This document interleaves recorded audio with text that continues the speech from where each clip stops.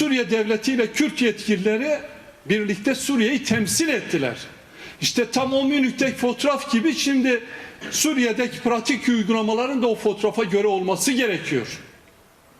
Kürtler kimseden fazla bir şey istemiyor ya.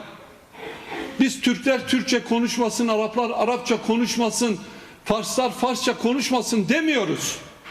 Arap, Fars, Türk, Kürttür demiyoruz. Ya herkes farklıdır ama bir arada yaşıyor. Bir arada yaşarken de herkes birbirinin hakkına, hukukuna saygı göstersin diyoruz.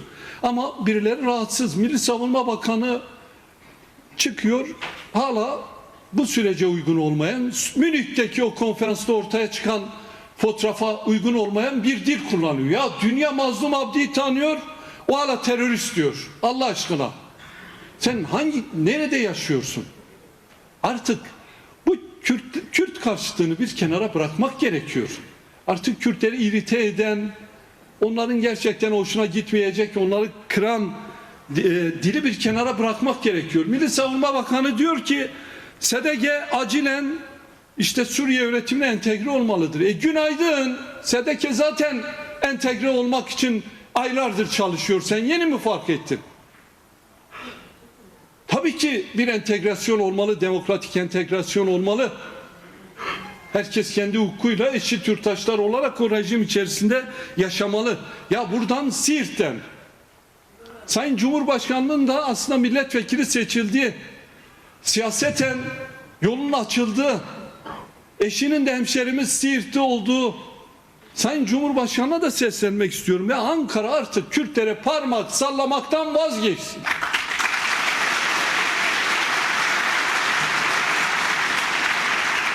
Kürtlere parmak sallayacağına ya onları kardeş görsün, müzakere etsin. Suriye'deki demokratik entegrasyon sürecine katkı sunsun. Siz Siirt'te Sayın Erdoğan'ı buradan siyasete kazandıran seçenler, siz Siirtlerin böyle bir beklentisi yok mu? İşte Siirtler bunu dile getiriyor. İkide bir briefingler veriyorlar. Ya neyin briefingini veriyorsunuz? Orada briefing verecekseniz barış üzerine verin, demokrasi üzerine verin, birlikte yaşam üzerine verin. Yeni bir süreç başladı. Bu süreçte demokratik anlamda atılacak adımlar konusunda verin. Bu tekçi ve inkarcılıktan nasıl vazgeçileceği konusunda verin. Takmışlar kafayı Kürtlere. Bunları dinlediğin zaman 2007 ile 2009'da siz de hatırlarsınız, sanki o vesayetçi akıl insanın aklına geliyor. Artık vesayetçilikten vazgeçilsin. Bir süreç başlattık. Bak Kürtler bu sürece inanıyor. Siz de bu sürecin gereklerini yerine getirin. Sayın Öcalan bu süreçte biraz önce İl Eş Başkanımız söyledi. Ya adam kendi partisini feshetti. Artık silah çatışma yerine diyalogla, müzakereyle sorunları çözelim dedi. 27 Şubat'ta gerçekten çok önemli bir çağrı yaptı. Neredeyse dünyada yaşayan bütün Kürtler o çağrıyı dikkate aldı. Artık tecrite gerek yok, artık inkara gerek yok, artık Kürt'ü tehdit gösteren briefinglere gerek yok. Artık Münih konferansında dünyanın meşru, resmi, temsilci ve yöneticisi kabul ettiği Kürtleri terörist olarak dillendirmeye gerek yok. Ramazan ayındayız. Değerli arkadaşlar, Suriye'de Rojava'da dayanışma önemliydi. Dayanışma Rojava'nın bu noktaya gelmesini sağladı. Sadece Türkiye'de değil, bütün Kürtlerin yaşadığı ülkelerde bu dayanışma sergilendi. Bu dayanışma kıymetlidir, değerlidir. Biz nerede sadece bir Kürt değil, başka bir halktan bile olsa birinin hakkı yeniliyorsa, birine zulüm ediliyorsa biz dayanışacağız. Birlikte Siirt'te olduğu gibi ayakta olacağız, mücadele edeceğiz diyorum. Suriye'de Kürtler de kazandı, Suriye'de kazandı. İnşallah Türkiye'de de başka yerlerde hem Kürtler hem de rejimi kendisi kazanır diyoruz.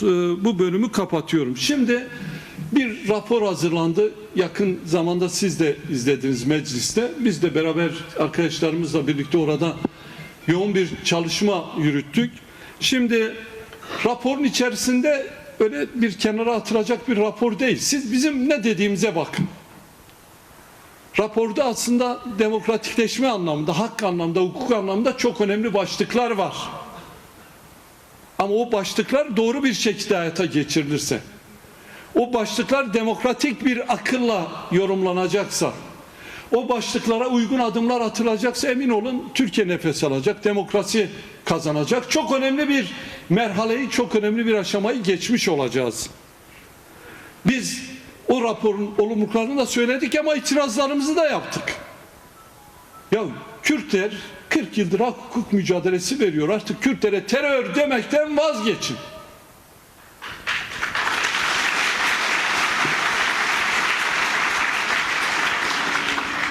Şimdi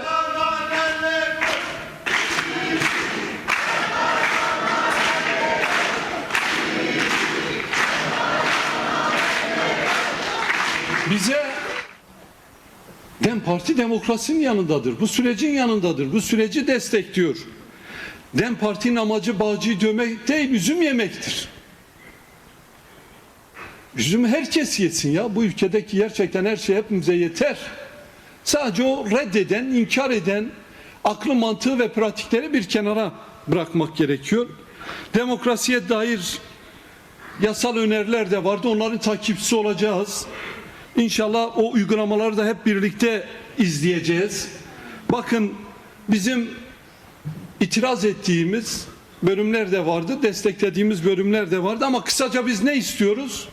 Demokratik entegrasyondan ne anlıyoruz? Ana dilde eğitim hakkı herkesin artık olmalı ya. Ana dil özgür olmalı diyoruz. Kültürler özgür olmalı ya. Kültürel özgürlük olmalıdır. İnsanlar kültürünü yaşatmalıdır, korumalıdır. Yerel demokrasi olmalıdır, ayıptır. Bir yıldır süreç yürütüyoruz. Arkadaşlarımızın, sizin seçtiğiniz belediye iş başkanlarımızın yerine bir kayyum orada duruyor ya.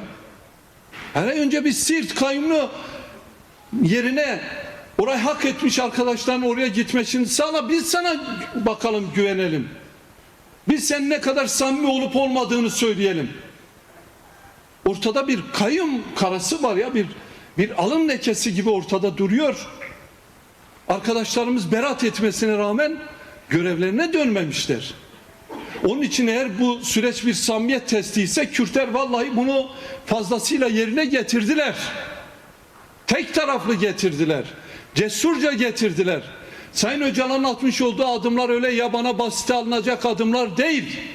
Dünyanın hiçbir yerinde çatışma ve çözüm süreçlerinde bir partinin lideri önce kendi partisini feshedip silahları ortadan kaldırıp sonra buyurun gelin konuşalım dememiş. Bunun kıymetini bilin ya.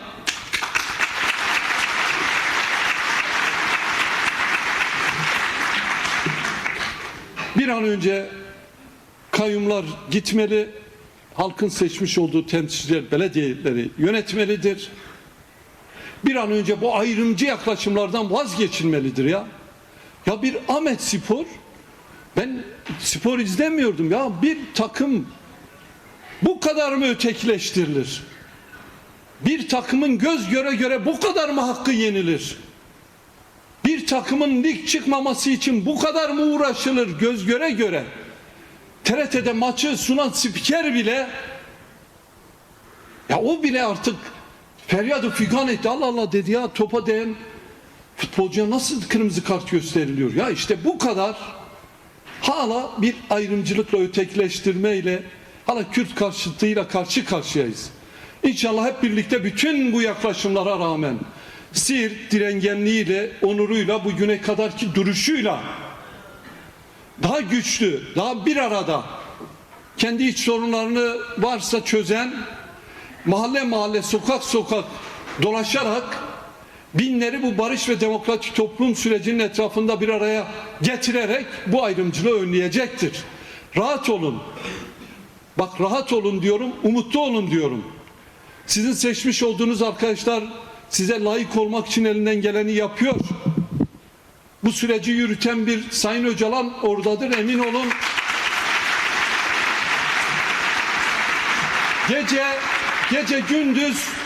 Gece gündüz çalışma yürütüyor. Sayın Öcalan olmasaydı Rojava'da kan gövdeyi götürecekti. Rojava'da 30 Ocak anlaşması olmuş da Pervin Başkan anlatacak, oraya girmiyorum. Sayın Öcalan'ın sayesinde oldu. Restini çekti. Böyle süreç mi olur dedi. Sayın Öcalan oradadır. Sizin yoldaşlarınız var. Binlerce çalışanımız var. Biz nasıl mücadelede dilimize, kimliğimize, onurumuza sahip çıktıysak rahat olun, masada da buna sahip çıkacağız diyorum.